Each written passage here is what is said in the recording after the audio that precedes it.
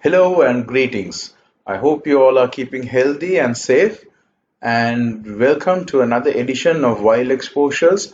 I'm Rajiv Valikala, and I hope you've been enjoying the last few webinars which I've been doing about different locations and destinations around the world, as well as Sri Lanka, and also the tutorials for photography which I have also uploaded. Today, I like to go through a very unique place in India called Gir National Park, located in the state of Gujarat, and this is the last home of the Asiatic lion. You might question whether there are actually lions in India. It might be new to you to know that, but yes, Asia did have lions all across from Middle East all the way to India, and now they are located only in the state of Gujarat in the national park called Gir. And if you look at the map, Gujarat is located in the west corner of the country, and Gir is on the south of the state. There are around 560 lions recorded at the moment, and out of which 380 are inside the park and around 180 are located outside the park. So historically, the Asian lion has been part of Indian culture. They were a symbol of royalty, power, and strength, and they were the most favored animals for hunting. This is an ancient drawing of Mughals going on a hunt for lions.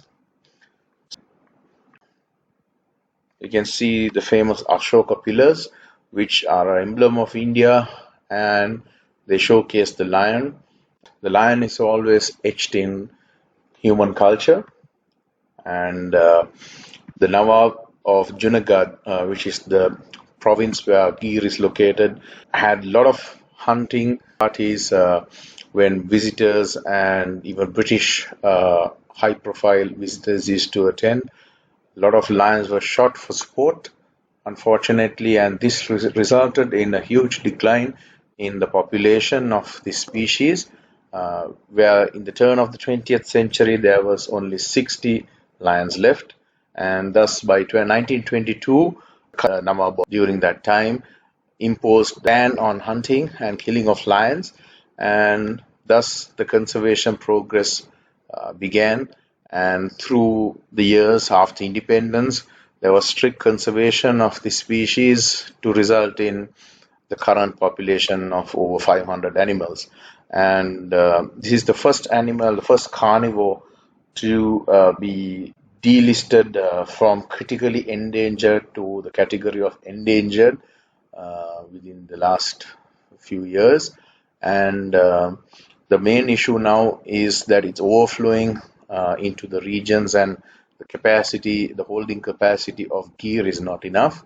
And there were several suggestions to move lions to the other states, but there's a bit of a political dispute where the state of Gujarat seems to want to be the only state which has the lion, and this ego-centric dispute is resulting in the population currently being in danger because as the lions move out into other territories in the neighboring villages, they start preying on livestock and domestic animals, and this can result in the spread of disease such as canine distemper, which can affect the whole population and wipe out the entire Asiatic lion population as a pandemic. And this is the danger, and what wildlife conservation is suggesting and urging the governments to decide and finally spread out some populations to other states as well. I think is something which is needed urgently in order to save this lion for the future. So you get the distribution of the lion, the species Panthera leo, lion in general. It is spread across Africa and historically even across the Middle East and all the way in India. But now the Asiatic lion, which is Panthera leo persica, is now isolated only to this region in India. And genetically, they are not very diverse because they originate from the 60 animals which were left in the turn of the century, in the turn of the 20th century, and to be precise, and therefore it's quite a pressing issue in conservation to preserve this unique subspecies of lion. So you look at the difference between the Asiatic and the African lion. One of the main things you would initially notice is the density of the mane of the male lions, the hair around the neck and the underparts. You can see the Asiatic lion usually has less hair on the crown of the head and less overall on the around the neck as well. This may be due to the habitat as well, because the lions in Gir and in India are normally in dense wooded and thorny scrub areas as a habitat, compared to the lions who roam the savannas. And another noticeable difference is the belly, the skin fold on the bottom of the belly of the Asian lion. This is not present in the African lion. This skin fold is present even in the females of the Asiatic species, and one of the key ways to identify them. And facially, the Asiatic lion has a more elongated face, and the ears are visible even in the male lions despite having a mane, because the as you see, the top of the head is more sparse compared to the African lion. So you can see the ears are not very visible, and generally the African species is larger, and the Indian lion can be a little bit more slender, but nevertheless it's quite a big animal, and quite surprisingly quite tall. And we did not notice size difference immediately as we encountered during my travels to that region. So you can see in this photograph, this male lion also has a clear skin fold, which is quite visible, and also the bald patch on the top of the head. This is another lion we encountered. He was feeding on a buffalo carcass with a younger male. Here's the younger male. And as you can see, there's quite a bit of dense foliage in these photographs, because we traveled during the rainy season, which was in November, and the area was quite dense and lush with greenery, and this actually made it much harder for us to find the lions.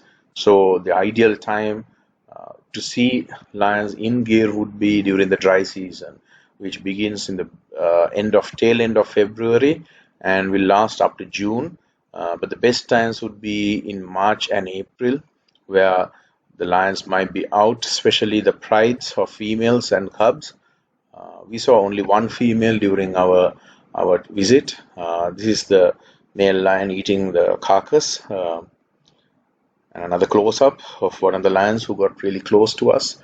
Then the lions are very docile compared to the African species, and definitely much more docile and less dangerous than the tigers. They are very calm in the presence of people and show very little aggression. There are rangers always monitoring the lions, so there's constant human presence with these animals. So maybe that is a reason through time that the lions have got used to presence of people. And this is the only female actually which we saw. She was a beautiful female seated by the side of the road, and she was very calm and she was just relaxing. And there was a ranger few meters away from her, just standing under a tree, just observing her behavior on foot. And we were quite surprised that he was quite oblivious to the danger of having such a dangerous predator and being in such close proximity. But when we inquired from him, he was quite calm and just said that the lions never show any aggression towards people, especially if you keep your respectable distance and don't disturb their movements. They are quite calm. And this female had a radio collar, and they were monitoring her movements, and she was part of a larger pride of about 15 lionesses.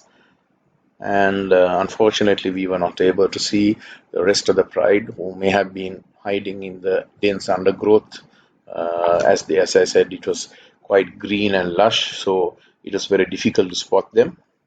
It's quite surprising because it's quite easy to spot lions in Africa, and it was proving very challenging to see them in Gir, and every sighting was considered very special. And we also did see some leopards. We saw actually about three leopards, but being the secondary predator in this habitat, they are very shy and very wary of people as well, and merely dash across the road and do not spend much time out in the open. This is sambar, the largest species of deer, and they are one of the favorite prey species of the lions. Also, you get nilgai, also known as the blue bull.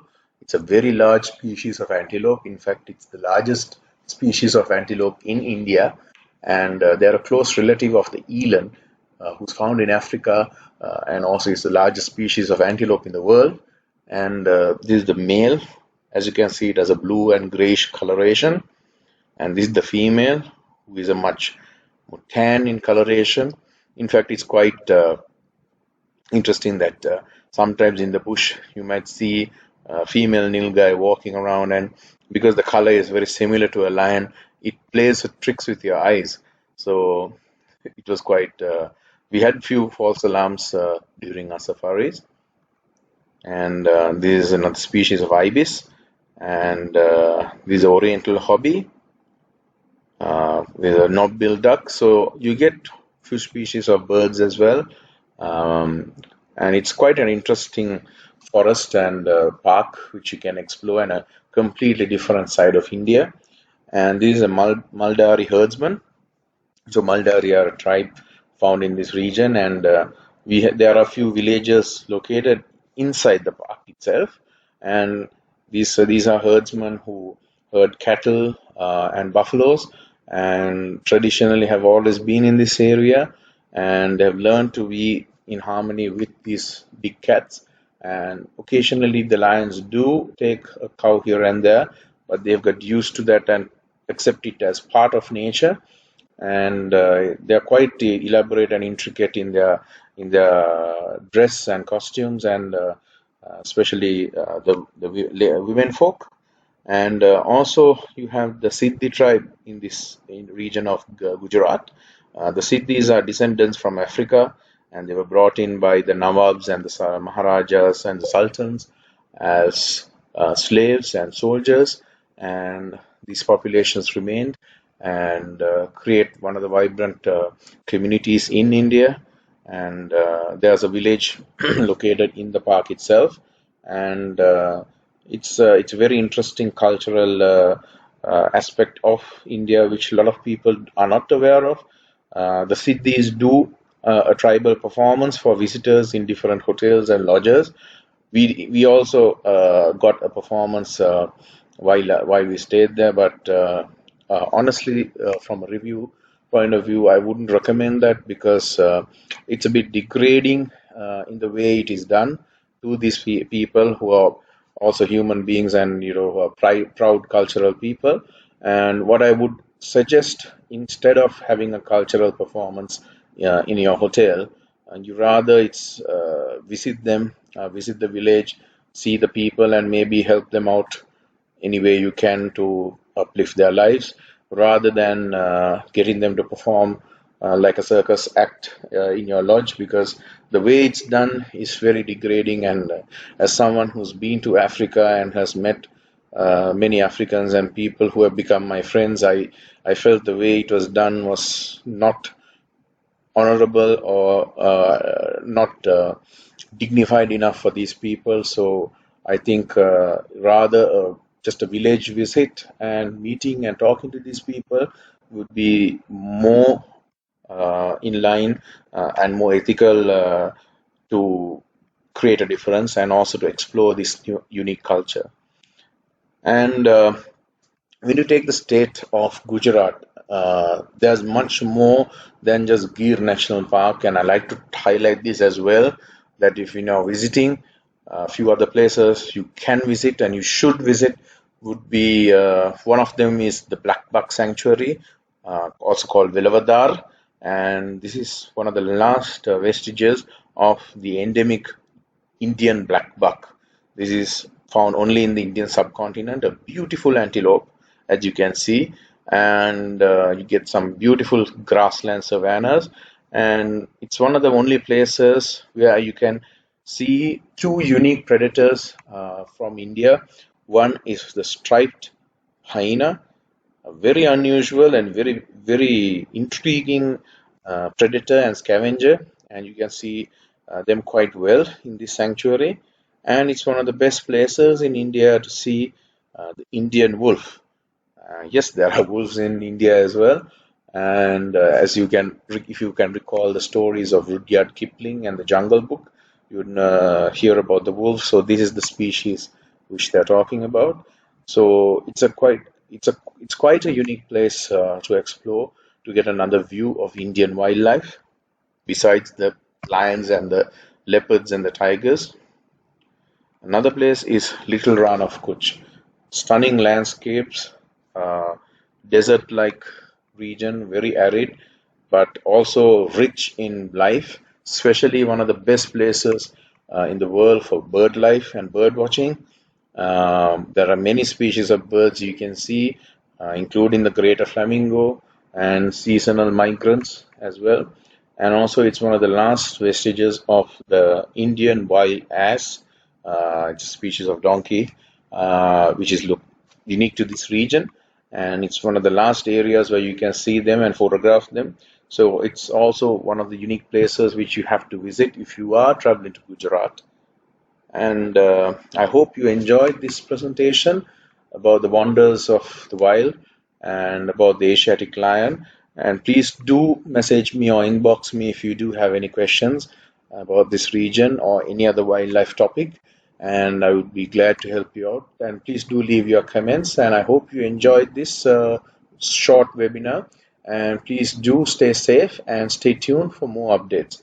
So this is Rajiv signing out.